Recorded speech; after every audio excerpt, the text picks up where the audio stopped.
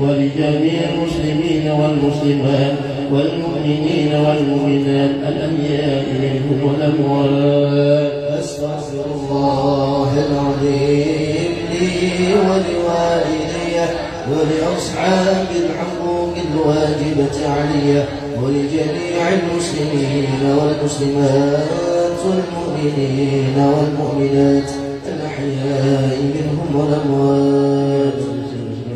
اللهم صل وسلم وحادث مع رسول الله سبحانه وتعالى المحادث مع أحمد بن عيسى سبحانه وتعالى فكر بكتب محمد يعني المعلوي وأصول وفروعه سبحانه وحبيب علي محمد أبشر ووالدينا ووالدي وأمواتي وأموات أموات المسلمين أجمعين إلى هدى النبي الفاتحة.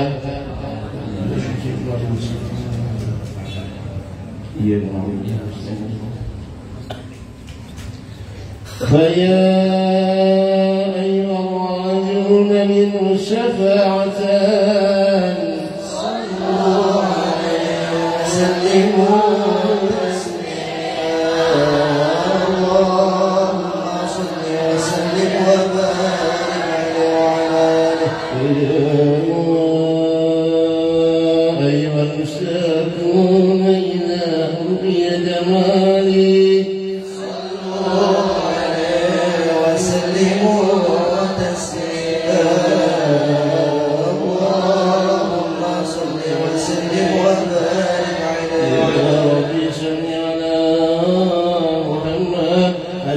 بدر في الكون يشرق.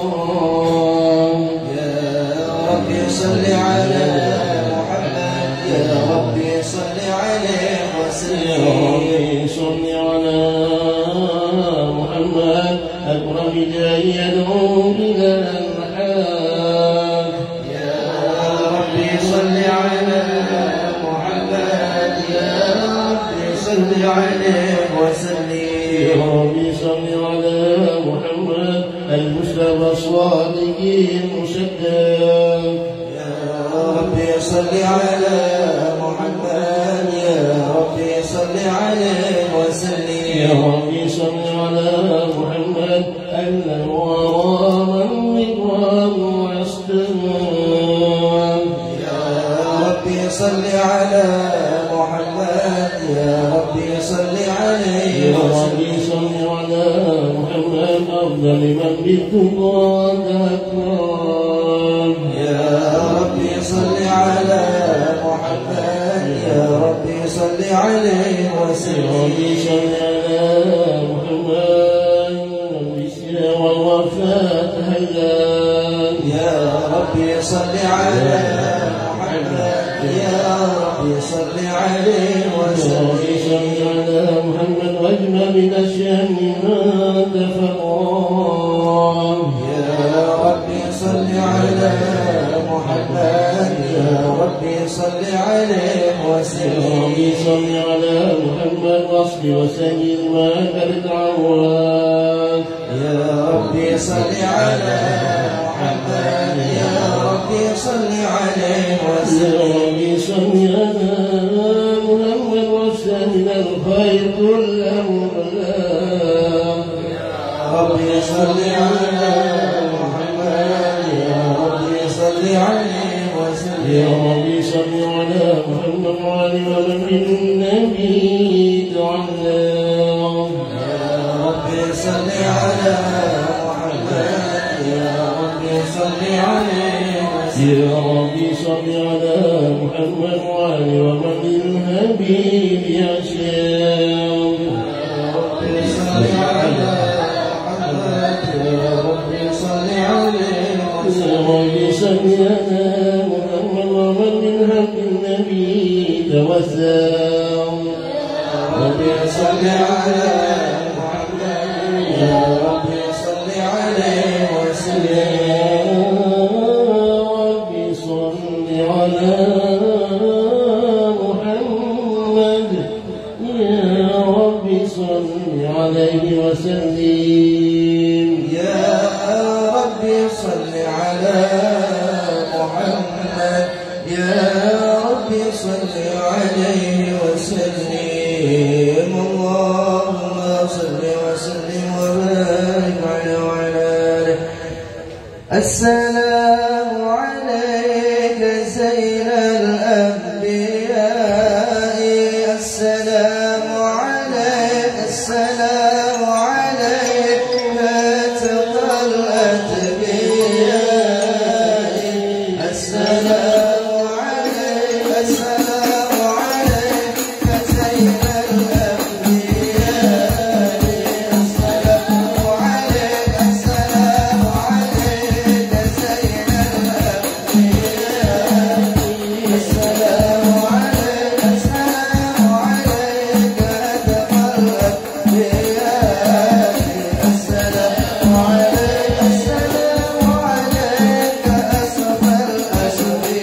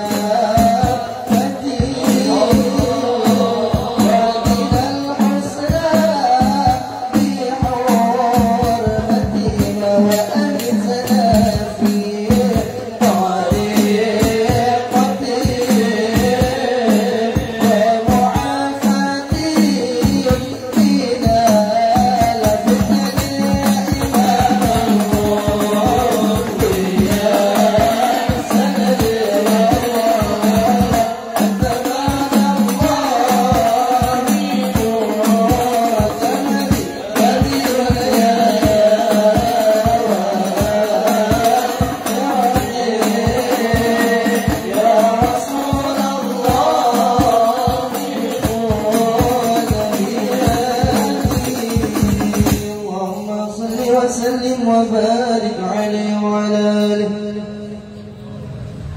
اللهم صل وسلم وبارك عليه وعلى آله. أعوذ بالله من الشيطان الرجيم. لقد جاءكم رسول من أنفسكم عزيز عليه ما عنتم حريص عليكم بالمؤمنين رؤوف رحيم. فإن تولوا فحسبي الله لا إله إلا هو عليه توكلت وهو رب العرش العظيم. إن الله وملائكته يصلون على النبي يا أيها الذين آمنوا صلوا عليه وسلموا تسليما. اللهم صل وسلم وبارك عليه وعلى آله. بسم الله الرحمن الرحيم.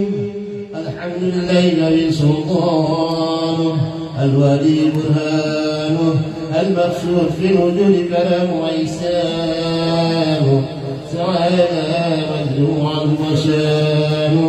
ولك الحمد الحكمة وتوى عليه علمه وبسطه بالفاعل من الإمام في بإعطاء الإسمة. فارسل إليه مصرف حق وهذا العبد الرحمة. تألفت إرادة الأجادة بحق هذا العبد المحبوب. فانتشر أثر الشرف بعوالم الشهادة والنور. فما جل هذا المن الذي تغرب بالمنان. وبعظم هذا الفتى الذي برز من حضرة كيسان. صورة كاملة نورت إليك المحمود.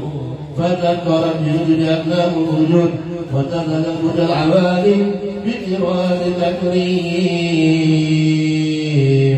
اللهم صل وسلم أشرف الصلاة والتسليم على سيدنا ونبينا محمد المبين.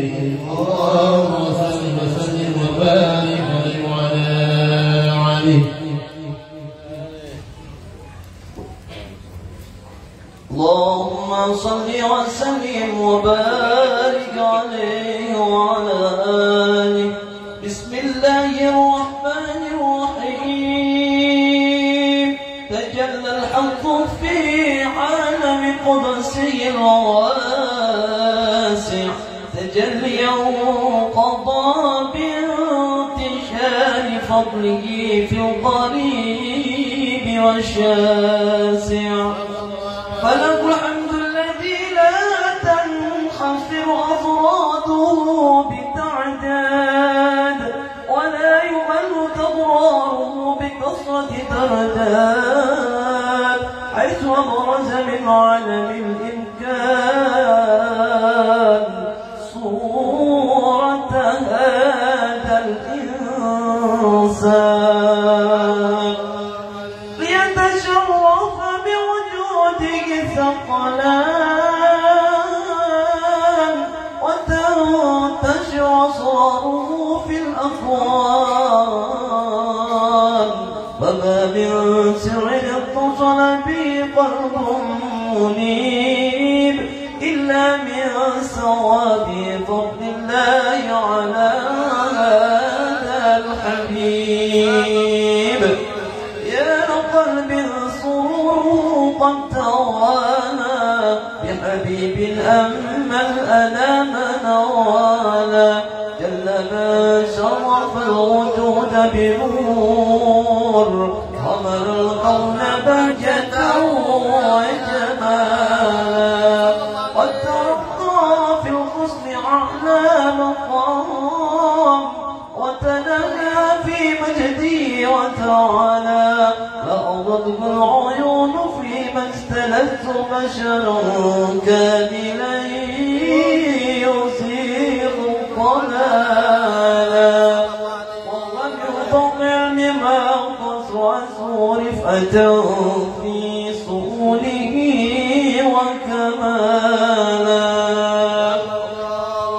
وسبحان الذي أبرز من عبرة الامتنان ما يعجل عن وصفه اللسان ويهار في تعطي معانيه الجنان انتشر منه في عالم البطون والظهور ما ملأ الوجود الخلق ينور فتبارك الله من إله كريم أشرسن آياته في الذكر الحكيم ببشارة لقد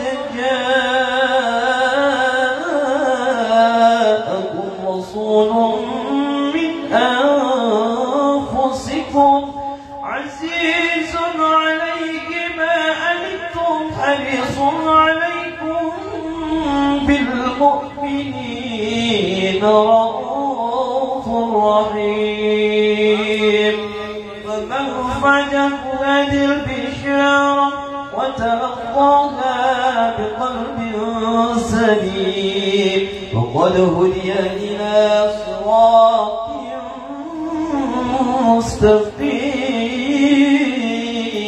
مستقيم اللهم صل وسلم أشرف الصلاة وتسليم على سيدنا ونبينا محمد الرؤوف الرحيم اللهم صل وسلم وبارك عليه صلاة الله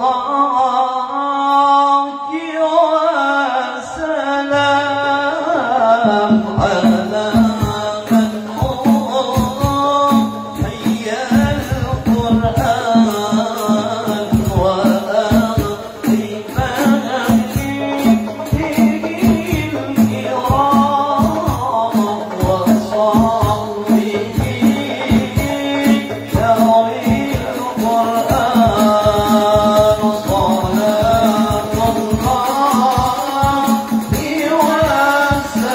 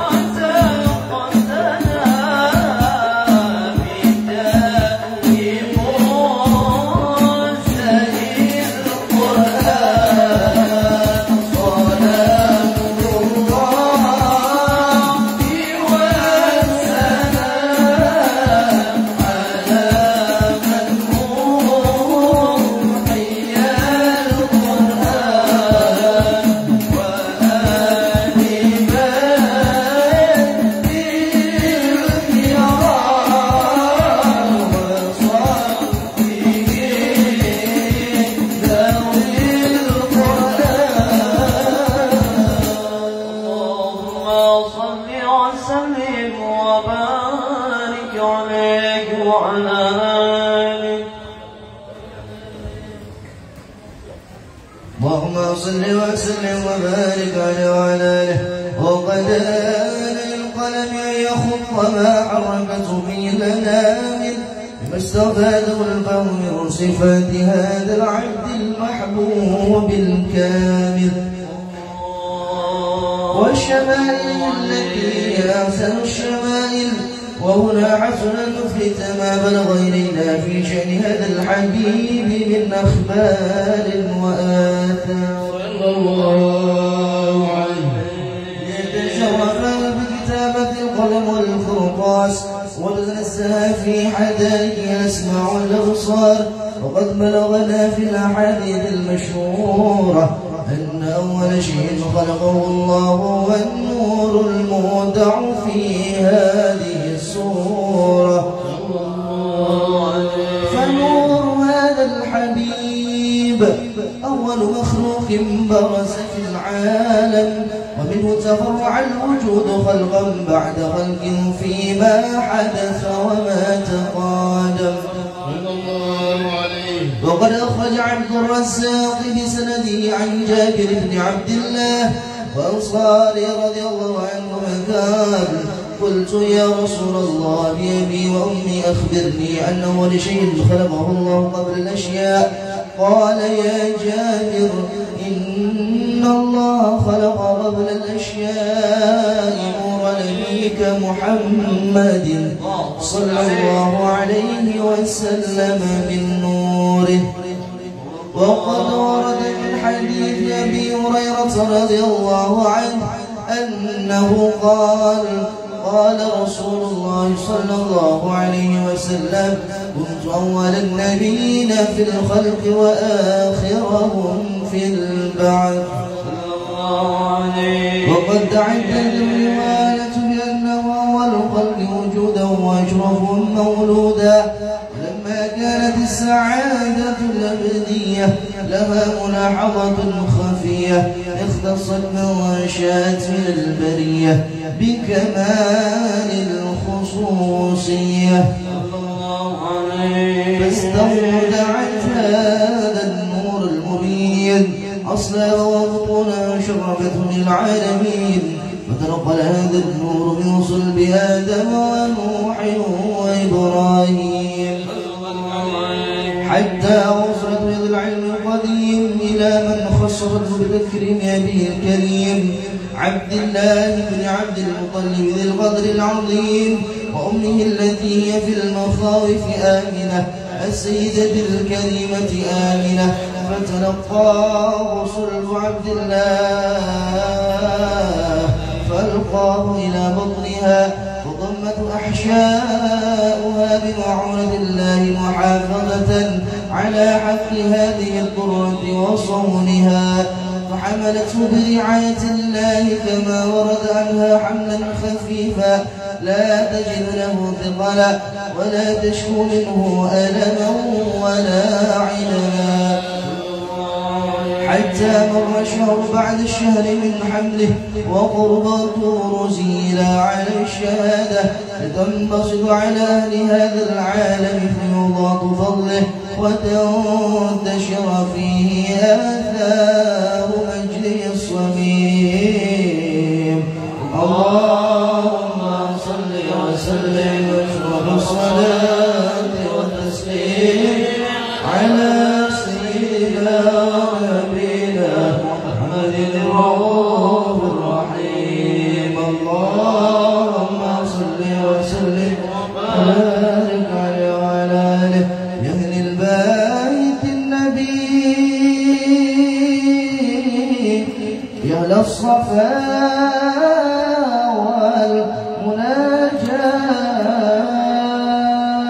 والمناجاة بخيت من حبكم يظفر بما قد تمنى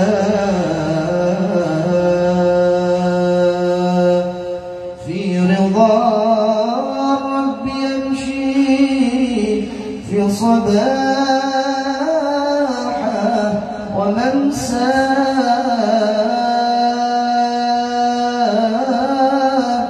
ما يحصي المطار طالبه وما كان يرجى كل من حبكم يهنى يهنى يهنى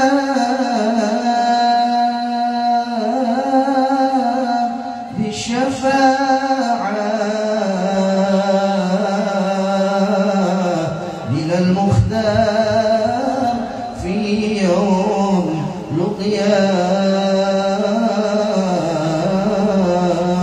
لقياه يورد الحب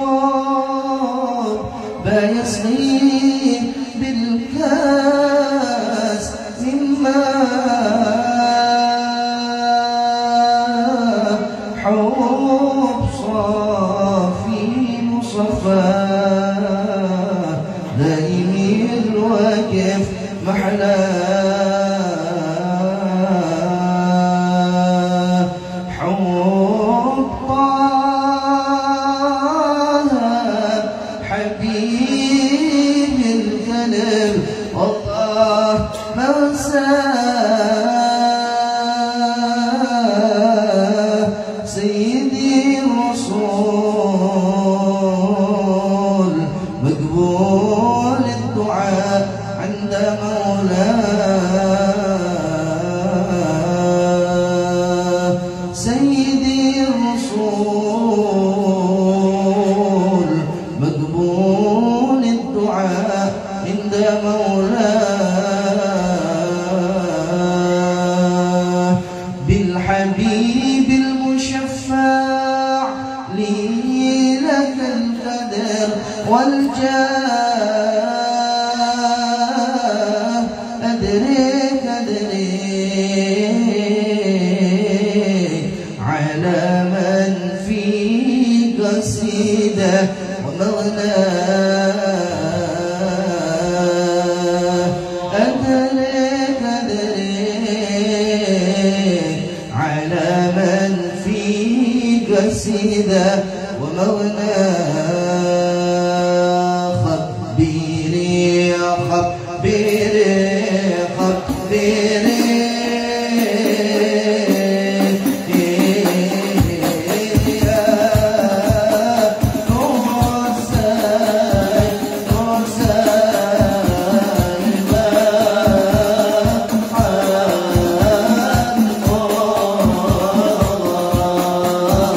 شادي والهادي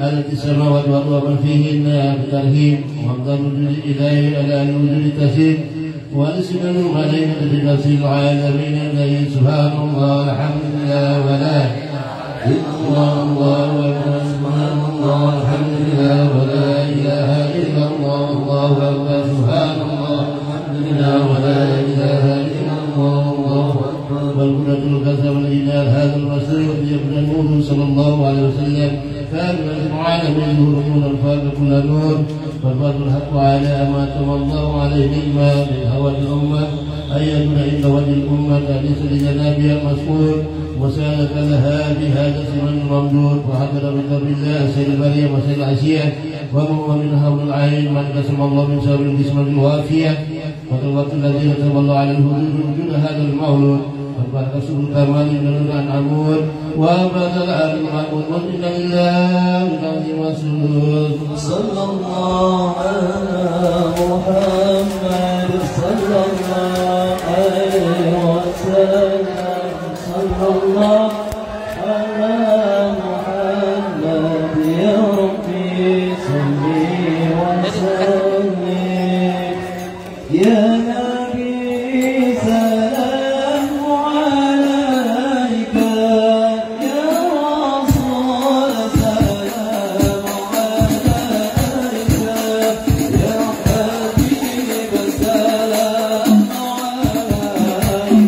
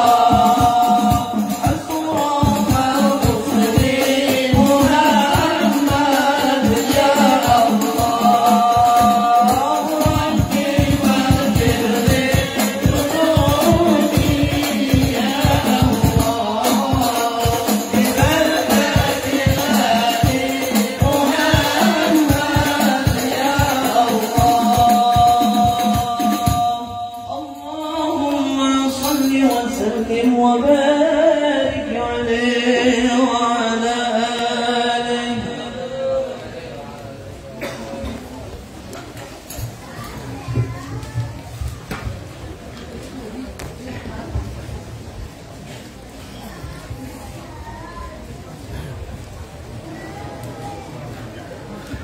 بسم الله الرحمن الرحيم.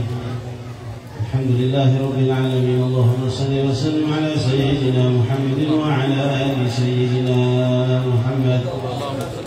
ولما نظم الفكر من ذراري الأوصاف المحمدية عقودا توجهت إلى الله متوسلا بسيدي وحبيبي محمد صلى الله عليه وآله وسلم أن يجعل سعي فيه مشكورا وفعلي فيه محمودا، وأن يكتب عملي في الأعمال المقبولة وتوجهي بالتوجهات الخالصة والصلات الموصولة. اللهم يا من إليه تتوجه الآمال فتعود ظافرة، وعلى باب عزته تحد الرحال فتغشاها منه الفيوضات الغامرة. نتوجه إليك بأشرف الوسائل إليك سيد المرسلين عندك الصادق الأمين سيدنا محمد الذي عمت رسالته العالمين، أن تصلي وتسلم على تلك الذات الكاملة مستودع أمانتك وحفيظ سرك وحامل راية دعوتك الشاملة، الأبي الأكبر المحبوب لك والمخصص بالشرف الأفخر في كل موطن من مواطن الغرب والمظهر، قاسم ذلك في عبادك وساكن رؤوس إرشادك لأهل بلادك سيد الكونين وأشرف الثقلين العبد المحبوب الخالص المخصوص منك بأجل الخصائص. اللهم صل وسلم عليه وعلى آله وأصحابه وأهل حضرة التراب من أحبابه.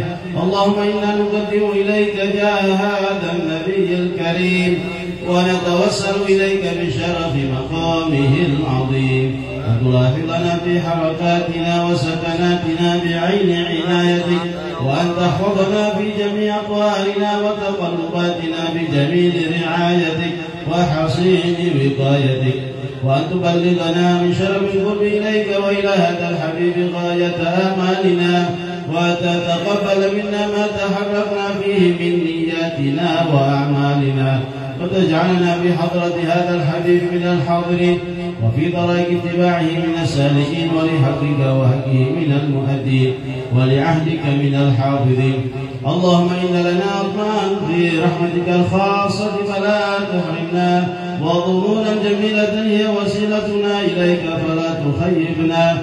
آمنا بك وبرسولك وما جاء به من الدين، توجهنا به إليك مستشفعين أن تقابل المظلم منا بالغفران والمسيء بالإحسان والسائل بما سأل والمؤمل بما أمل، وأن تجعلنا ممن نصر هذا الحبيب ووازره ووالاه وظاهره، وأم ببركته وشريف وجهته أولادنا ووالدينا وأهل قبرنا ووالينا وجميع المسلمين والمسلمات والمؤمنين والمؤمنات في جميع الجهات، وأدم راية الدين القوي في جميع الأقطار منشورة، ومعالم الإسلام والإيمان بأهلها معمورة معنى وصورة، واكشف اللهم كربة المكروبين واقض دين المدينين واغفر للمذنبين وتقبل توبة التائبين، وانشر رحمتك على عبادك المؤمنين أجمعين، واكفي شر المعتدين والظالمين، وابسط العدل بولاة الحق في جميع النواحي والأقطار، وأيد بتأييد من عندك ونصر على المعاندين من المنافقين والكفار، واجعلنا يا رب بالحسن الحسين من جميع البلايا، واجعلنا يا رب بالحسن الحسين من جميع البلايا، واجعلنا يا رب بالحسن الحسين من جميع البلايا، وفي الحرز المكين من الذنوب والخطايا، وأدمنا في العمل بطاعتك وصدق في خدمتك قائمين، وإذا توفيتنا فتوفنا مسلمين مؤمنين، واختم لنا منك بخير أجمعين. وصل وسلم على هذا الحبيب المحبوب للأجسام والأرواح والقلوب، وعلى آله وصحبه من إليه منسوب، وآخر دعوانا أن الحمد لله رب العالمين. سر الفاتحة.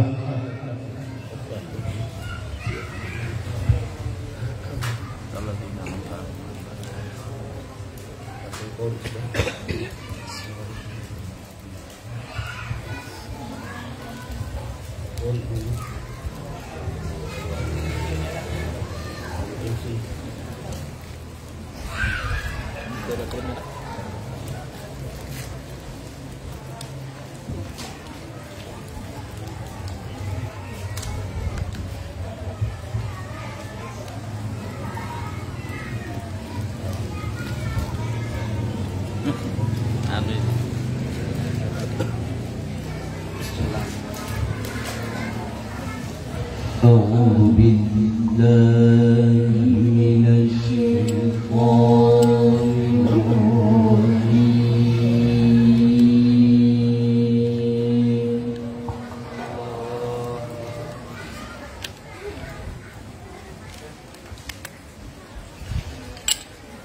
بسم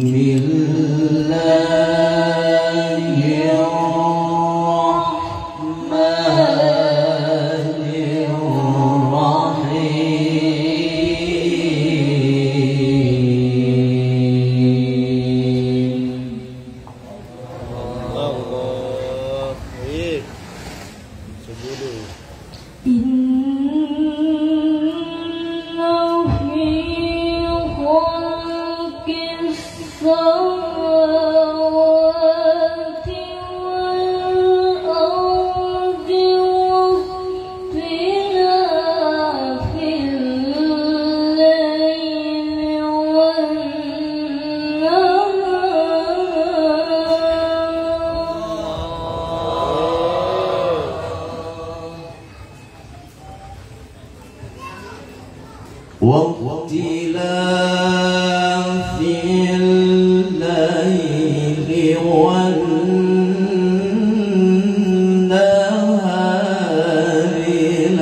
لآيات لأولي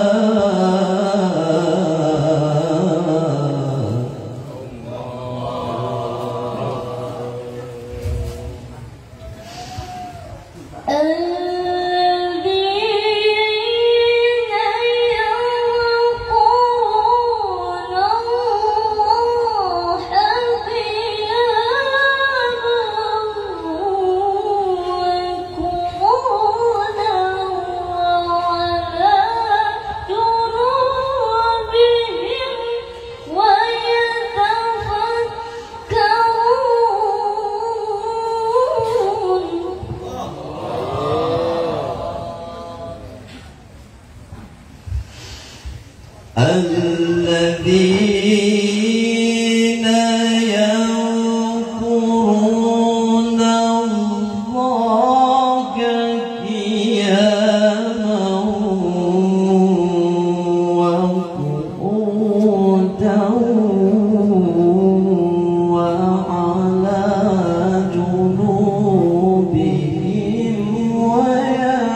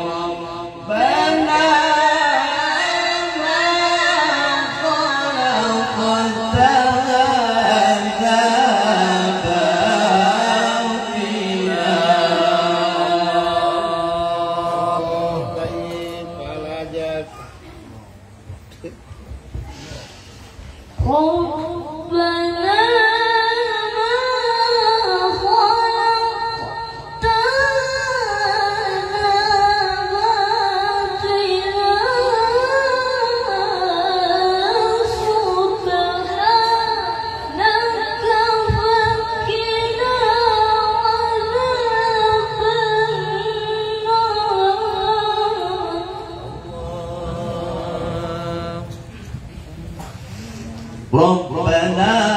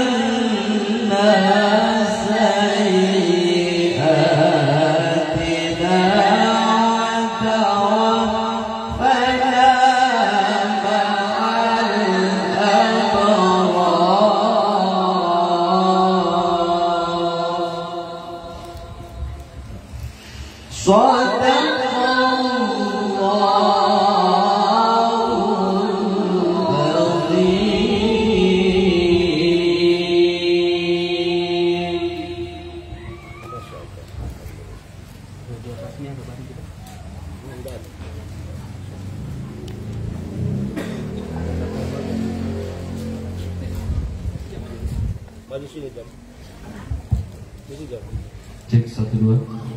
Bismillahirrahmanirrahim. Assalamualaikum warahmatullahi wabarakatuh. Alhamdulillahi rabbil alamin. Alladzi rafa'a manasibun nubuwwah wa risalah bil idharil busyra wa fathil mafazil ghuyub bil kitabil ladzi anzalahu nabiyyu hudan lin dzikra. Wa nahmaduhu an ja'alana min ummati Rasulillah sallallahu alaihi wasallam. وخصنا بهدايته وفضلنا به دنيا وأخرى ونشكر على الكمال متابعته وفضيلة الشريعة التي انتصرت به برنا وبحرا ونصلي ونسلم على سيدنا محمد مفتاح الباب رحمة الله عدد ما في علم الله صلاة وسلاما دائمين بدوام ملك الله وعلى آله وأصحابه ومن والاه أما بعد Rabbi israh li sadri wa yassir li amri wahlul 'uqdatam min lisani yafqahu qawli amma ba'd. Fadilatul kiram, para alim ulama, para habaib, para syaraif, para tokoh-tokoh masyarakat, dan juga kepada para santri, santriwati, wabil khusus yang sama-sama kita muliakan, kita ta'zimi, kita hormati ahyana kita Al-Habib Sabir bin Habib Hashim Al-Idrus, juga kepada mertua saya Al-Habib Alwi bin Habib Umar Al-Idrus, juga alhamdulillah tetamu mulia kita kedatangan daripada jauh Sulawesi Tengah, yakni Habib Abdurrahman bin Habib Salim Al-Idrus. Juga alhamdulillah hadir dengan tengah kita Al-Habib Umar bin Habib Alwi Asgaf beserta keluarga, dan juga yang sama-sama kita ta'zimi ami saya Habib Muhammad bin Habib Saleh Al-Idrus. Juga ada paman saya Habib Yusuf bin Habib Ahmad Al-Idrus dari Bontang, dan juga kepada seluruh habaib-habaib yang lain, syarifah-syarifah yang lain yang saya tidak sebut satu persatu, namun tidak mengurangi rasa ta'zim kami, rasa hormat kami kepada beliau. Semoga habaib-habaib kita, syarif-syarif kita, Allah Subhanahu wa taala jaga, Allah senantiasa lindungi. Insyaallah kita yakin Pak Bu semuanya, beliau-beliau ini akan sambung, nantinya akan beliau sambung kepada Rasulullah sallallahu alaihi wasallam. Sebagaimana di dalam ayat Al-Qur'an, inna syani'aka huwal abtar. Ini adalah salah satu bukti bahwa ayat tersebut mengatakan bahwa cucu Nabi Muhammad itu tidak terputus. Rasulullah memiliki cucu nantinya akan tersambung pada akhir kiamat. Kullu sababi man tatawi yaumil qiyamah illa sababi wa nasabi. Semua sebab nasab kepada baginda Rasulullah sallallahu alaihi wasallam semuanya terputus kecuali baginda Rasulullah sallallahu alaihi wasallam. Kita doakan Pak Bu semuanya, para habaib kita, syarif kita, Allah berikan umur yang panjang, sehat walafiat, Allah senantiasa jaga beliau semuanya. Dan juga yang sama-sama kita ta'zimi, kita hormati para ustaz. Dan juga di sini ada hadir di tengah kita Ustaz Aziz selaku pimpinan Pondok Pesantren Tahfiz Quran, juga kepada para hadrah Tahfiz Quran, dan juga kepada Ustaz Ahmad selaku mursyid yang istiqomah hadir di tempat kita, dan juga ustaz-ustaz yang lain yang saya tidak sebut satu persatu namun tidak mengurangi rasa takzim kami semuanya. Dan juga kepada tokoh-tokoh masyarakat, para santri, santriwati Islahul Ummah, At-Taqwa, Darul Muta'alimin, dan pesantren Sabilul Muhtadin, yang insyaallah Allah Subhanahu wa taala memberikan keberkahan kepada kita semuanya. Segala puji bagi Allah Subhanahu wa taala yang telah memberikan keberkahannya kepada kita. Nikmat yang begitu sangat besar yang telah Allah Subhanahu wa taala berikan. Umur yang masih Allah berikan kepada kita, kesempatan yang masih Allah berikan kepada kita. Hingga saat ini Allah takdirkan dan Allah catat kita duduk di tempat yang insya Allah mulia. Pada saat ini kita hadir di tempat ini memeriahkan daripada salah satu manusia yang sangat mulia di sisi Allah, yakni perayaan baginda Nabi, perayaan lahir Nabi Muhammad sallallahu alaihi wasallam. Dan juga selawat serta salam kita kepada baginda Rasulullah sallallahu alaihi wasallam. Semoga kelak nantinya kita mendapatkan syafaat baginda Rasulullah sallallahu alaihi wasallam. Kami di sini selaku mewakili daripada Sahibul Bait, para panitia majelis al-khairat, mengucapkan terima kasih yang sebesar-besarnya kepada para hadirin hadirat yang juga telah menyumbangkan, yang telah hadir sehingga terselenggara acara pada malam hari ini. Dan juga kami mohon maaf apabila terdapat hal-hal yang tidak berkenan. Sekali lagi kami hanya manusia biasa, mohon maaf hilaf. Tidak panjang lebar dan kata insyaallah nantinya kita akan dengarkan sedikit daripada ceramah agama yang pertama, yakni kita mintakan daripada Habib Umar bin Habib Alwi Asgaf. juga beliau ada ilallah dan pendakwah juga, kita mintakan sedikit kepada beliau, kita mintakan berkah kepada beliau. Dan selanjutnya kita dengarkan daripada guru kita Habib Abdurrahman bin Habib Salim Al-Idrus. Tidak panjang lebar dan kata, hanya itu dari saya. Ucapan terima kasih yang sebesar-besarnya kepada seluruh jamaah yang hadir dan juga ikut dari awal hingga terselenggaranya acara pada malam hari ini. Semoga Allah Subhanahu wa taala yang membalasnya. Amin rabbal alamin. Sebelum kita mendengarkan ceramah, mohon keikhlasannya kepada para hadirin hadirat untuk memberikan sumbangannya kepada para panitia. Dipersilakan. مولاي صل وسلم دائما أبدا على حبيبك خير الخلق كلهم يا رب صل عليه يا رب صل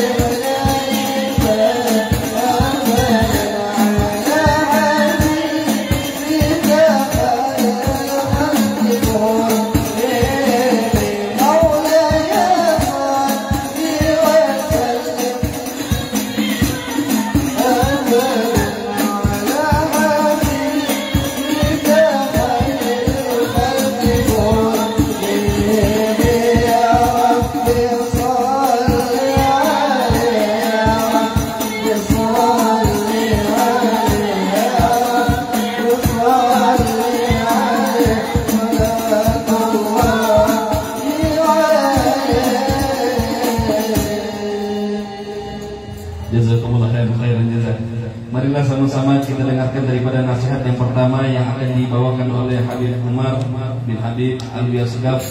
Alaihi tafadhal masykurah. Shallallahu ala Nabi Muhammad.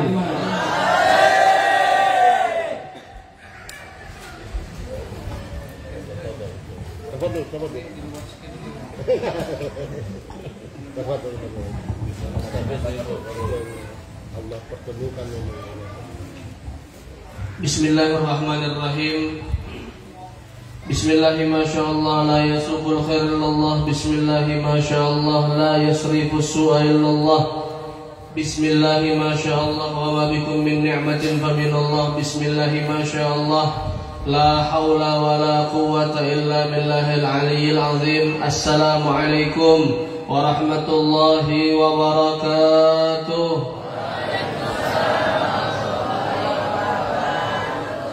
Alhamdulillahi rabbil alamin. Alhamdulillahilladzi arsala rasulahu bil huda wa dinil haqqi liyudhhirahu 'ala ad-dini kullihi faj'alahu shahidan wa mubasysyiran wa nadhira wa da'iyan ila Allah bi idnihi wa sirajan munira wa ja'ala fihi uswatan hasanatan liman kana yarjullaha wal yawmal akhir wa dzakarallaha katsira.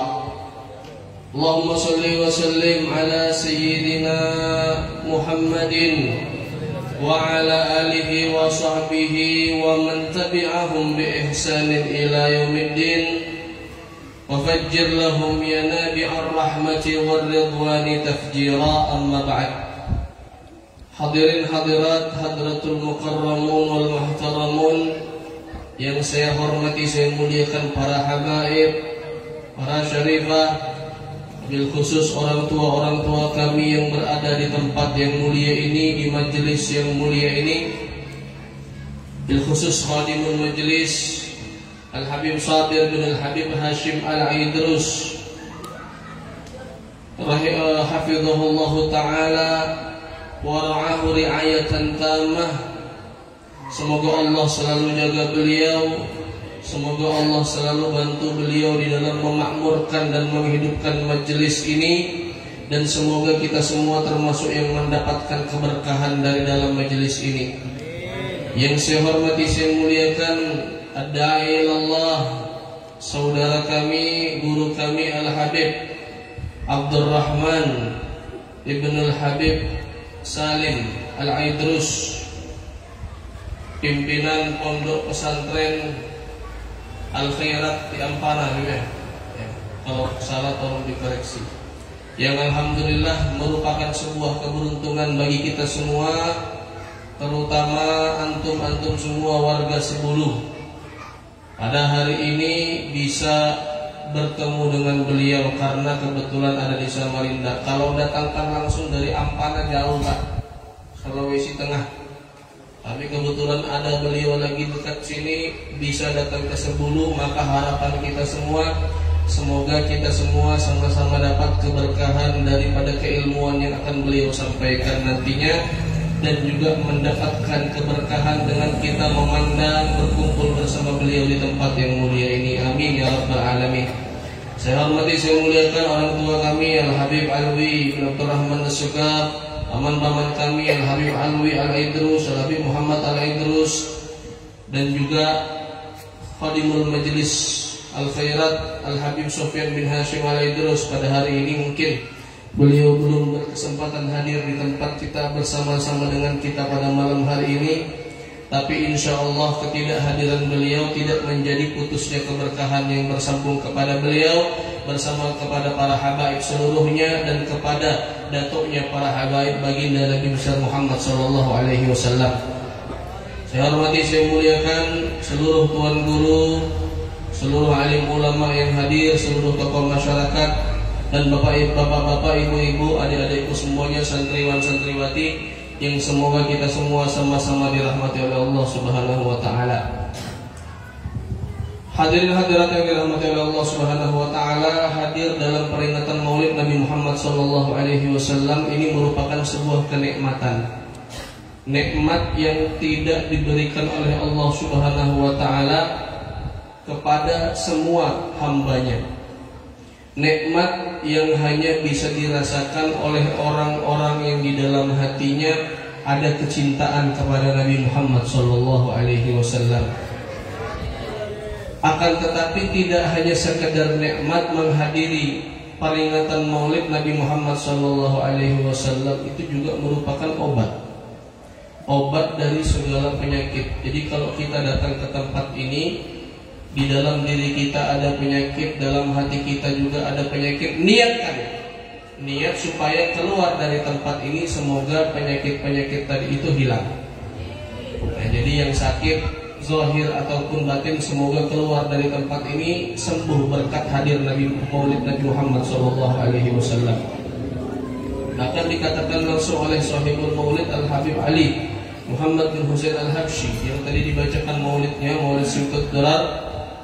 Kata beliau, masyi kama majma'il maulid tujallil qurb. Tidak ada perkumpulan yang efeknya sehebat perkumpulan maulid di dalam menghilangkan kegundahan, menghilangkan kesedihan, menghilangkan penyakit hati. Zawagat taubatak ya asi idza batatub. Inilah tempat kau bertobat wahai orang yang barangkali kita ini sering bermaksiat, maka disinilah waktunya kita bertobat. Maka di dalam peringatan Maulid, hadir di majelis Maulid, itu niat semoga segala macam bentuk kotoran, baik itu penyakit, dosa, perbuatan maksiat yang pernah kita perbuat, semoga semuanya digugurkan oleh Allah Subhanahu wa taala, diampuni oleh Allah berkat kita hadir Maulid. Amin. Jadi kalau kita lihat itu hadir Maulid ini istimewanya luar biasa. Entah kenapa kok sampai ada orang yang mengharamkannya. Padahal hadir Maulid itu isinya ibadah-ibadah terbaik. Di dalam perayaan Maulid ada baca Al-Quran. Di dalam pembacaan Maulid ada membaca sejarah Nabi Muhammad SAW. Di dalam pembacaan Maulid ada sholawat kepada beliau SAW. Sampai suatu ketika salah seorang mufti dari tanah Sumatera pernah mendatangkan gurunya. Gurunya ini dari Saudi Arabia. Saudi Arabia ini terkenal di sana banyak ulamanya mengharamkan pembacaan Maulid atau perayaan Maulid Nabi. Jadi diundanglah gurunya itu ke Indonesia. Ceramah dia, Maulid itu haram, Maulid itu tidak boleh, bid'ah. Sekalinya selesai ceramah dibisikin, Syekh, tadi ini kita habis hadir perayaan Maulid. Acara yang tadi Syekh itu ceramah di situ, itu perayaan Maulid. Loh, tadi kan aku cerita Maulid itu haram, Maulid itu tidak boleh. Padahal itu di acara Maulid. Iya Syekh, itu di acara Maulid tadi itu. Loh, terus yang bikin haram acaranya itu yang mana? Ya, menurut Syekh yang mana kira-kira? Kalau dari acara yang saya lihat tadi tidak ada yang haram. Isinya ya cuma pembacaan sirah nabawiyah, isinya cuma sholawat di situ, isinya baca Al-Quran, isinya orang silaturahmi, isinya orang sedekah makanan. Ternyata yang selama ini disebut-sebut sebagai acara yang haram, tidak ada ternyata yang haram. Maka seketika itu juga si Syekh ini merubah pendapatnya. Maulid itu bukannya haram, bahkan dianjurkan untuk menumbuhkan kecintaan kepada Nabi Muhammad SAW. Jadi kadang ada orang mengatakan Maulid itu tak boleh, mungkin karena belum pernah hadir Maulid. Ya. Kalau ada orang mengatakan Maulid itu tak boleh, mungkin belum pernah dapat nasi kotak gratis di dalam acara Maulid itu ya. Belum pernah kayaknya dia rebutan telur itu luar biasa itu. Kok sampai rebutan ini telur ciki-ciki ya. Nah, berapa harganya ini banyak kira-kira 1.000, 2.000 ya. Rebutan. Itu kalau yang digantung uang 10.000 mungkin lahir. Kenapa kok rebutan? Berkahnya luar biasa. Kalau kita beli bisa di warung banyak, tidak pakai rebutan. Tapi tadi pas mau kiam langsung rebut-rebut, itu alasannya karena berkah di situ. Yang kita perebutkan itu berkahnya. Bahkan dikatakan oleh salah seorang ulama, kalau sudah makanan itu dibacakan Maulid, ini kan kita kadang suka bawa air ya, kita datang ke ulama, datang ke guru, tolong tiupkan airnya. Maksudnya apa? Supaya ada doa yang disisipkan, ada doa yang dimasukkan ke dalam air tersebut, airnya jadi berkah. Kan gitu niatnya. Nah ini sekarang makanan, minuman yang ada di tempat ini bukan cuma lagi doa. Kalau doa kita ini doa biasa, yang kita hadirkan doa di dalam pembacaan Maulid itu doa untuk Rasulullah SAW. Doa untuk Rasul itu tidak perlu doa kita. Kita mendoakan Rasul tujuannya karena kita yang perlu dengan doa tersebut. Kan kita bersolawat itu kan berdoa artinya. Bersolawat untuk Nabi berarti berdoa untuk Nabi. Nabi tidak perlu doa kita yang perlu untuk mendoakan Nabi supaya doa tadi kembali ke kita. Lalu doa-doa yang dipanjatkan tadi itu diniatkan untuk memberkahi makanan-makanan yang ada di sini. Ya kalau bahasa kerennya itu mungkin apa ya? Molekul-molekul atau zat-zat atau unsur-unsur yang ada di makanan itu semuanya bergerak mendengar nama manusia yang paling mulia. Maka kata Al-Imam Faridul Dahrihi Wahidu Asrihi Al-Imam Fakhruddin Ar-Razi, kata beliau kalau makanannya itu dibacakan Maulid, berkahnya itu masuk ke dalam makanan tadi dimakan sama orang yang hadir atau orang yang tidak hadir sama berkahnya.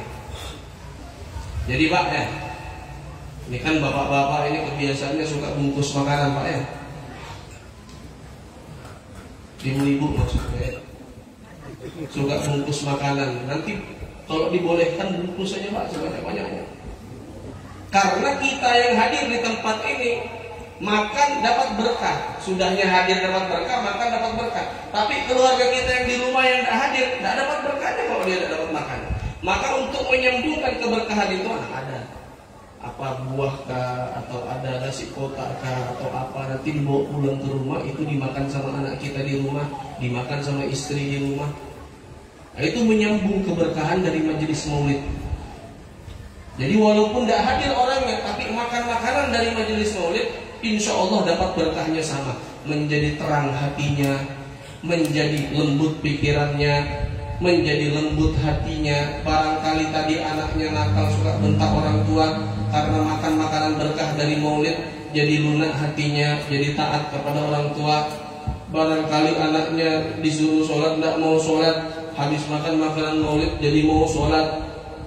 Barangkali anaknya disuruh ngaji, ditendang dulu baru berangkat ngaji. Besok habis makan makanan maulid disuruh ngaji, belum disuruh sudah berangkat ngaji. Percaya apa enggak? Percaya berkahnya maulid Nabi Muhammad SAW. Karena yang kita sebut ini namanya Nabi Muhammad SAW, kekasihnya Allah Subhanahu wa Ta'ala. Nama Nabi Muhammad SAW ini bukan dari zaman sekarang aja, bukan cuma di zaman sekarang nama beliau itu bisa melunakkan hati orang. Dari zaman dulu itu sudah melunakkan hati orang. Jangankan hatinya manusia, Rabbul Alamin Allah Subhanahu wa Ta'ala pun kemudian mengampuni Nabi Adam alaihissalam setelah Nabi Adam bertawasul menyebut nama Nabi Muhammad SAW. Yang tadinya Nabi Adam bertaubat tidak diampuni dosanya, begitu disebut nama Nabi Muhammad SAW, Allah ampuni dosanya Nabi Adam alaihissalam. Wahai Adam, dari mana kau tahu namanya Muhammad ini? Kata Nabi Adam, ya Allah, aku melihat nama tersebut bersanding denganmu, bergantung di arsy-Mu ya Allah. Maka aku sebut nama itu, karena tidak mungkin kau sandingkan dengan namamu, tidak mungkin kau sandingkan dengan lafzul jalalah, kecuali karena nama tersebut adalah nama yang mulia dan memiliki kedudukan yang tinggi di sisimu. Allahumma sholli wa sallim barik alaihi wa ala. Jadi nama Nabi Muhammad dari zaman dulu, dari zamannya Nabi Adam alaihissalam itu sudah luar biasa. Ini Rabbul Alamin Allah Subhanahu wa Ta'ala jadi mengampunkan Nabi Adam berkat nama Nabi Muhammad SAW. Maka apalah arti hanya sekadar melunakkan hati kita? Lebih mudah daripada itu, lebih mudah daripada apa yang telah terjadi sebelum-sebelumnya dengan keajaiban nama Nabi Muhammad SAW. Maka percaya ini berkah semuanya. Makanan, minuman yang ada di tempat ini semuanya menjadi berkah. Apalagi yang digantung, diperebutkan tadi itu semuanya menjadi berkah-berkah kita dapatkan dari majelis maulid Nabi Muhammad SAW. Oleh karenanya hadirin-hadirat yang dirahmati oleh Allah Subhanahu wa Ta'ala, jangan pernah ragu untuk meluangkan waktu. Jangan pernah ragu untuk meluangkan waktu hadir ke majelis maulid Nabi Muhammad SAW. Cari yang terdekat, cari yang ada di malam di majelis al-khairat ini malam Senin akhir bulan ya. Malam Senin akhir bulan. Nanti cari lagi malam apa lagi di majelis lain atau di pesantren atau di masjid-masjid, cari pokoknya kejar. Karena selesai bulan Rabiul Awal mungkin yang tersisa majelis-majelis aja. Masjid-masjid belum tentu mengadakan tiap bulan atau tiap minggu. Maka kejar kesempatan ini di bulan Rabiul Awal, di bulan Rabiul Tsani, ketika masih banyak orang yang mengadakan majelis maulid. Karena seandainya pun kita adakan maulid ini setiap hari, maka sebetulnya itu sudah kewajiban bagi kita. Kata sahibul maulid ad-Dibai, walau anna aqatna kulla yawmin li Ahmad maulidan qad kana wajib. Kalau kita datangkan, kita adakan, kita rayakan setiap hari peringatan maulid Nabi untuk Nabi Muhammad SAW, maka wajib itu sudah kewajiban bagi kita. Kewajiban yang seandainya kalau kita laksanakan pun tidak akan pernah membalas setetes keringat yang keluar dari tubuh Nabi Muhammad SAW karena perjuangan dakwah beliau. Jadi jangan dianggap hadir maulid balas budi untuk Nabi. Nabi. Enggak. Justru hadir maulid itu semakin cara kita untuk semakin mendapatkan keberkahan sebanyak-banyaknya dari Nabi Muhammad SAW. Kalau balas budi dah, kita mau balas budi kepada Nabi dengan cara hadir maulid tak bisa. Innaka la tajzi nabiyyaka ya fata wa in ji'tahu qasdan 'alal 'aini sa'iri. Kau tidak akan pernah membalas budi kepada nabimu walaupun engkau dengan sengaja berziarah dari tempatmu menuju ke makam Nabi Muhammad SAW sambil berjalan di atas mata. Jalan kaki aja, jalan di atas mata aja tidak bisa balas budi, apalagi jalan kaki. Itu ungkapan yang sudah sangat puncak untuk menunjukkan bahwa tidak bakal bisa kita balas budi kepada Nabi Muhammad SAW. Yang bisa kita lakukan menggembirakan hati Nabi Muhammad SAW. Cara menggembirakan beliau, perbanyak sholawat kepada beliau, hadir majelis-majelis maulid, datangi para ulama, belajar kepada para ulama, dengar nasihatnya ulama, jalankan perintah syariat. Ini cara membahagiakan hati Nabi Muhammad SAW. Maka insya Allah salah satu tujuan kita hadir maulid pada malam hari ini adalah semoga Nabi Muhammad SAW bahagia. Beliau senang melihat kita sebagai umatnya hadir di tempat ini, mengingat dan menumbuhkan kecintaan kepada beliau SAW. Dan harapan kita semoga semangat di dalam diri kita tumbuh dan selalu bertambah untuk menghidupkan sunnah-sunnah Nabi Muhammad SAW, menjalankan syariat Nabi Muhammad SAW. Amin ya rabbal alamin. Ini aja sedikit yang kami sampaikan. Semoga yang sedikit ini bermanfaat. Kita dengarkan lebih banyak daripada guru kita Al-Habib Abdurrahman Al-Idrus. Salah dari khilaf yang kami sampaikan mohon maaf. Minta halal, minta ridha, billahi taufiq wal hidayah wal ridha wal inayah. Assalamualaikum warahmatullahi wabarakatuh. Allahumma salli ala Muhammad.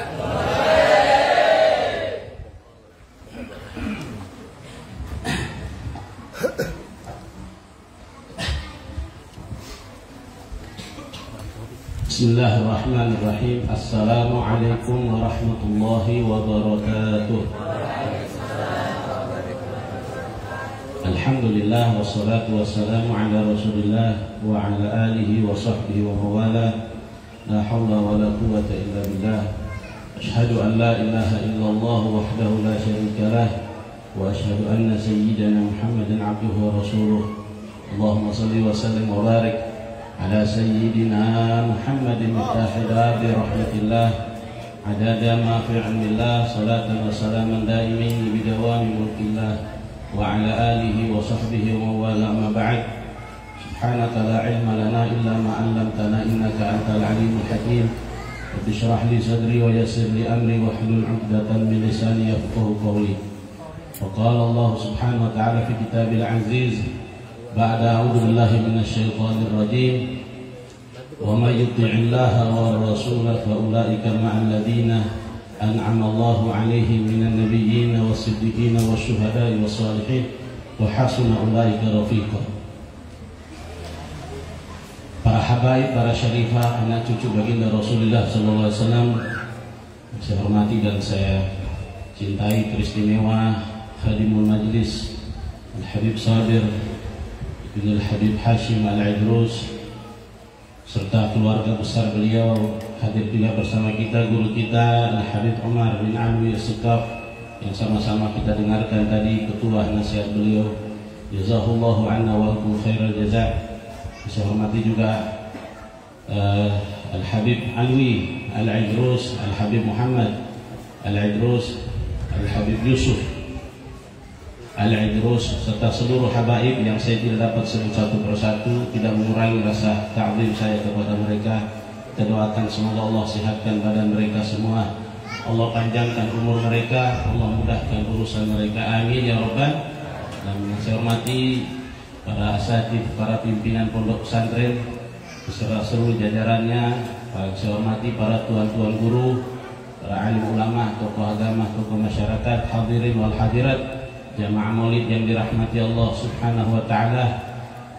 Alhamdulillah, malam ini kita sangat beruntung bisa duduk di majelis yang di dalamnya insya Allah dihujani rahmat Allah subhanahu wa ta'ala.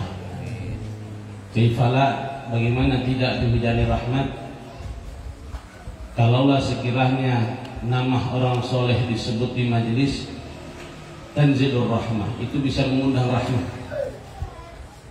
Fa kaifa bi dzikri aslahus salihin. Bagaimana kalau yang disebut itu orang yang paling soleh, pimpinannya para solehin, pimpinannya para orang yang bertakwa, itu baginda Rasulullah SAW. Maka dahsyat, tidak ada keraguan, majelis kita di malam hari ini dihujani rahmat, ampunan Allah Subhanahu wa ta'ala, dan semoga kehadiran kita mendapat ridha, pandangan dari Allah Subhanahu wa ta'ala, dan sebab majelis ini mudah-mudahan menjadi sebab faraj, sebab kemudahan dan pertolongan kepada seluruh kaum muslimin, khususnya kepada saudara-saudara kita kaum muslimin yang berada di negeri Palestina. Amin ya rabbal alamin. Ibu bapak jamaah maulid yang dirahmati Allah, ada sahabat Nabi yang bernama Thauban. Ini Thauban ini dulunya budak. Budak itu tidak memiliki apa-apa. Semua yang ada pada dirinya, hartanya, bahkan dirinya milik tuannya. Itu budak. Seperti layaknya hewan, bisa diperjualbelikan. Namun suatu ketika dimerdekakan ini Thauban.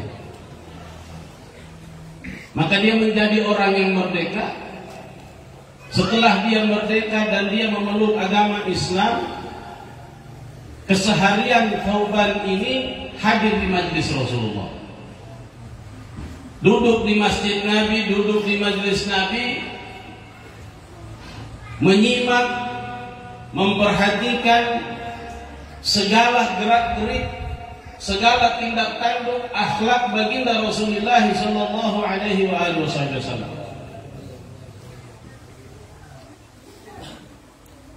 Di antara sifat baginda Rasul itu akhlak Nabi, kata Sayyidina Ali, man ra'ahu badihatan habah. Orang kalau sepintas melihat Rasulullah itu akan timbul ke wibawaan Nabi, sehingga tidak jarang orang yang gemetar kalau bertemu Rasulullah. Gemetar ketemu Rasulullah, saking wibawahnya baginda Rasulullah.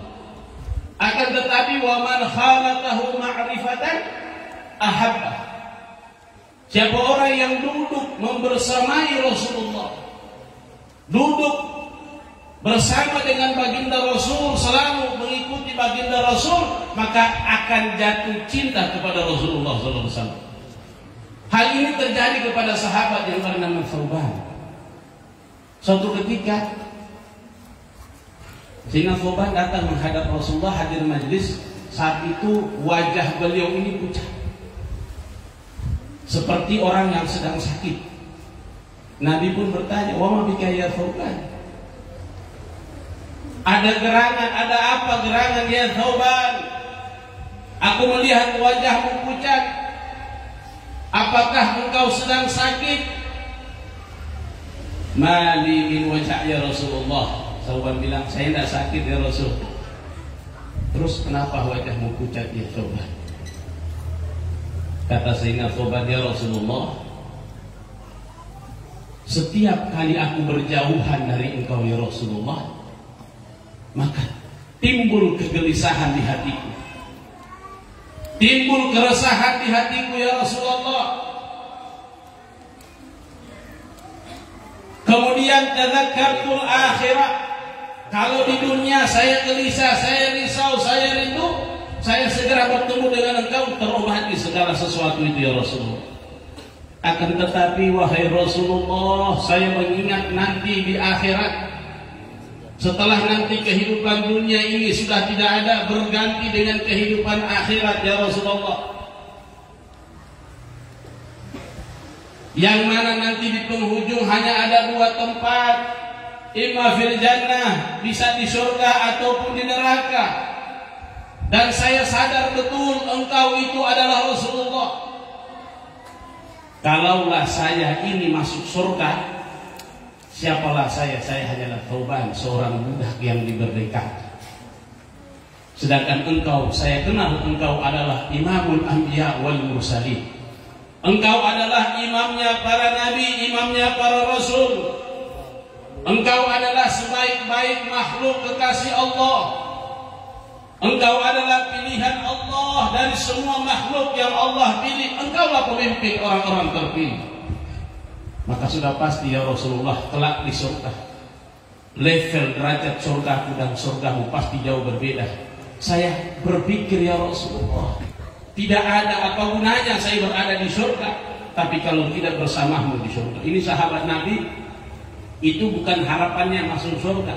Mereka kalau ditanya apa keinginanmu, keinginan mereka yaitu murafaqatul Rasul sallallahu alaihi wasallam, membersamai Rasulullah sallallahu alaihi wasallam di dunia, apalagi nanti di akhirat di surganya Allah Subhanahu wa taala. Nabi bertanya, kenapa bisa begitu ya Thauban? Kata sahabat tadi, ini sebab syauqan lak wa mahabbatan lak ya Rasulullah. Sebab saya rindu dan saya cinta kepadamu ya Rasulullah. Lihat pengakuan seorang sahabat, bagaimana kegelisahan mereka. Hati mereka tidak menjadi tenang, bahkan sampai menyebabkan seolah-olah menjadi seperti orang yang sakit.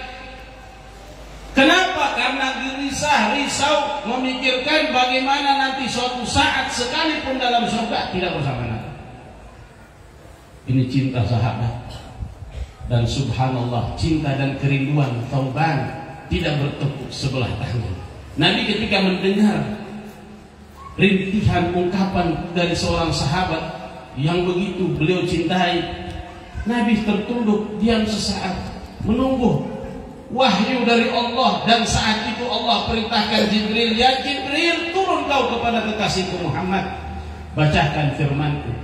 Maka dibacakanlah qaulullah ta'ala, firman Allah ta'ala, wa may yuti'illaha war rasul. Siapa orang yang mentaati Allah dan mentaati Rasulnya, faulaika ma'al ladina an'amallahu alaihim minan nabiyyin was-siddiqin wasyuhada'i was-salihin wa hasuna ulaika rafiqa. Allah bilang, ya Muhammad, sampaikan kepada sahabatmu Thauban, sampaikan kepada seluruh umatmu bahwasanya siapa orang yang mentaatiku, siapa orang yang mentaatimu, maka katakan kabar gembira kepada mereka, mereka akan dikumpulkan pada Allah di hari kiamat bersama para nabi, bersama para salihin, bersama para syuhada, bersama para anbiya, dan mereka inilah sebaik-baik teman nanti yang dijadikan teman di akhirat. Hadirin wal hadirat jamaah maulid rahmati Allah. Siapa orang yang ingin bertemu dengan para nabi, berkumpul dengan mereka kelak di hari kiamat. Sekalipun waktu di dunia kita belum pernah bertemu dengan nabi, tapi ingin berkumpul dengan mereka, ati'illah wa rasul, taati Allah, taati Rasulullah. Siapa orang yang ingin bertemu dengan guru-guru kita yang sudah mendahului kita, ingin bertemu dengan Faqihul Muqaddam, ingin bertemu dengan Imam Syafi'i, ingin bertemu dengan Imam Abu Hanifah, ingin bertemu dengan mereka-mereka pembesar ulama, kekasih-kekasih Allah. Sekalipun di dunia kita tidak pernah bersama mereka. Ingin bertemu dengan Musa Kalimullah, ingin bertemu dengan Isa Ruhullah, ingin bertemu dengan para sahabat Rasulullah, ingin bertemu dengan ajdaduna, datuk-datuk kita yang soleh, yang baik, yang Masya Allah. Jawaban yang satu, ati'illah wa rasul, taati Allah dan Rasul. Maka kelak kita akan dikumpulkan dengan mereka, sekalipun sewaktu kita hidup di dunia belum pernah bertemu dengan mereka. Ini kabar gembira buat Thauban dan buat kita semua. Oleh itu Bapak Ibu jamaah maulid yang dirahmati Allah, ambil ini pesan dari Allah Ta'ala. Tentu kalau kita ditanya, kalian apa keinginan tertinggi kalian? Tentu kita ingin kelak di akhirat bertemu dengan Rasulullah, berkumpul dengan Rasulullah, bersama dengan Rasulullah. Maka sudah jawaban solusi Allah berikan. Bagaimana supaya bisa duduk dengan mereka, para solihin, para anbiya, para syuhada, orang yang berjuang mati di membela agama Allah Ta'ala. Jawabannya adalah taati Allah, taati Rasulullah. Di antara sekian banyak mentaati Allah adalah bagaimana kita mengagungkan baginda Rasulullah SAW. Bagaimana kita mencintai Rasulullah SAW. Bagaimana kita banyak menyebut-nyebut nama Rasulullah SAW. Dan ini kewajiban seorang Muslim umat Nabi Muhammad kepada Rasulullah, kepada Nabi Muhammad sallallahu wasallam wa barak alaihi wa alihi. Al-Habib Umar mengumpulkan ada 4 dibuat dalam satu rangkuman syair. Kewajiban umat Nabi Muhammad kepada Nabi Muhammad yang pertama apa? Wa bihubbihi wa bidzikrihi wan nasri wat tawghiri gad awsana. 4 ini kewajiban kita. Hadir majelis ini, ayo bawa pulang 4 ini kewajiban kita umat Nabi Muhammad kepada Rasulullah. Pertama, wa bihubbihi, wajib mencintai Rasulullah. Dan cinta kepada Nabi Muhammad tidak boleh dinomor 2-kan. Harus prioritas nomor 1. La yu'minu ahadukum, kata Rasulullah, tidak sempurna iman di antara kalian hatta akuna ahabba ilaih, sehingga saya lebih dia cintai daripada ayahnya, kakek moyangnya, anaknya, cucu turunannya, bahkan seluruh umat manusia di muka bumi. Sayalah yang pertama harus lebih dia cintai, baru sempurna iman seseorang tersebut. Sayyidina Umar datang, ya Rasulullah, saya mencintai engkau melebihi anakku, melebihi ayahku, melebihi hartaku. Tapi kalau untuk diriku ya Rasul, kayaknya saya mesti lebih cinta dari sana. Kata Rasulullah, belum sempurna iman seseorang ya Umar. Pulang Sayyidina Umar merenung sesaat, tidak lama datang pula, ya Rasulullah, sekarang saya ucapkan, sesungguhnya demi Allah yang mengutus sebagai Rasul, saya mencintai engkau melebihi dari seluruh segala sesuatu, bahkan diriku sendiri. Kata Rasulullah, al-an ya Umar, sekarang sempurna imanmu ya Umar. Jadi kewajiban pertama kita, bagaimana kita mencintai Rasulullah SAW. Yang kedua, wa bidzikrihi, kita sering menyebut nama Rasulullah, kita sering bersalawat di majelis ini, masya Allah. Dari awal tadi dipenuhi dengan salawat kepada Rasulullah, salam penghormatan kepada Rasulullah. Ini kewajiban kita kepada Rasulullah SAW. Memperbanyak salawat kepada baginda Rasulullah. Wa binasri wan nasri, menolong Rasulullah. Bagaimana menolong Rasulullah? Apakah Nabi butuh pertolongan? La wallah, Nabi tidak butuh dengan pertolongan. Nabi tidak butuh dengan salawat kita. Nabi tidak butuh dengan cinta kita. Nabi tidak butuh semua penghormatan. Tetapi kitalah yang butuh akan hal tersebut. Kenapa? Karena Rasulullah begitu dihormati Allah Ta'ala. Rasulullah begitu dicintai Allah Ta'ala. Rasulullah begitu dimuliakan Allah Subhanahu wa Ta'ala. Maka siapa orang yang mencintai, menghormati, memperbanyak menyebut nama Nabi Muhammad, maka dipastikan akan mendapatkan perhatian Allah Subhanahu wa Ta'ala. Kalaulah Adam alaihi salatu wassalam yang bersujud di hadapan Allah sekian puluh tahun, disebutkan ada 40 tahun sujud, membaca istighfar, Rabbana zalamna anfusana wa illam taghfir lana wa tarhamna lanakunanna minal khasirin, sedikit pun Allah tidak tengok, Allah tidak hiraukan. Jangan dijawab, ditengok tidak sekalipun nanti ditengok. Tapi ketika dia bilang Allahumma inni as'aluka bihaqqi Muhammad, ketika nama Muhammad dibawa, maka Allah segera menengok dan menjawab, kaifa arafta Muhammad, kau kenal Muhammad. Bukan hanya langsung dijawab panggilan Nabi Adam, dan segera diterima tobatnya Nabi Adam alaihissalam. Nah, kita sebagai umat Nabi Muhammad, tentunya kita ingin membersamai Rasulullah SAW, maka taati Allah. Di antara mentaati Allah, laksanakan 4 kewajiban kita. Cintai Nabi Rasulullah SAW. Seringlah menyebut nama Rasulullah, bersalawat Rasulullah SAW. Bantulah agama Rasulullah SAW. Hidupkan sunnah-sunnah Nabi Muhammad. Ini waktunya di bulan Maulid ini. Sudah seberapa banyak adab-adab dalam rumah tangga, adab-adab keseharian kita. Ketika kita keluar dari rumah, sudahkah kita dahulukan kaki kiri kita? Sudahkah kita membaca doa yang Nabi ajarkan? Bismillah, amantu billah, la haula wala quwwata illa billah. Doanya sepele, singkat. Berapa banyak orang yang meninggalkan ini doa, padahal sunnah Nabi. Dan tahukah Anda apa pahalanya orang yang menghidupkan sunnah Rasulullah, di mana sunnah itu sudah hampir-hampir punah, tidak dilakukan? Pahalanya seperti 100 orang yang mati syahid. Sunnah menggunakan siwak. Siwak. Berapa banyak sekarang umat kita sholat coba lihat di masjid, berapa banyak orang yang pakai siwak. Sunnah ketika di jalan menuju masjid. Sunnah ketika masuk rumah Allah Ta'ala, keluar dari rumah Allah Ta'ala, masuk ke dalam rumah. Semuanya diatur dalam agama kita, semuanya dicontohi oleh Rasulullah SAW. Bahkan sebagian guru kita menyebutkan dari mulai potong kuku sampai potong leher, semua diatur dalam agama Islam. Semua dicontohi oleh Rasulullah SAW. Bagaimana Anda kalau potong kuku, kapan waktunya, tata caranya bagaimana? Potong leher itu ada potong leher. Memang ayam dipotong apa aja kakinya? Di sini kalau makan ayam, kakinya dipotong. Apanya? Ya lehernya. Diatur.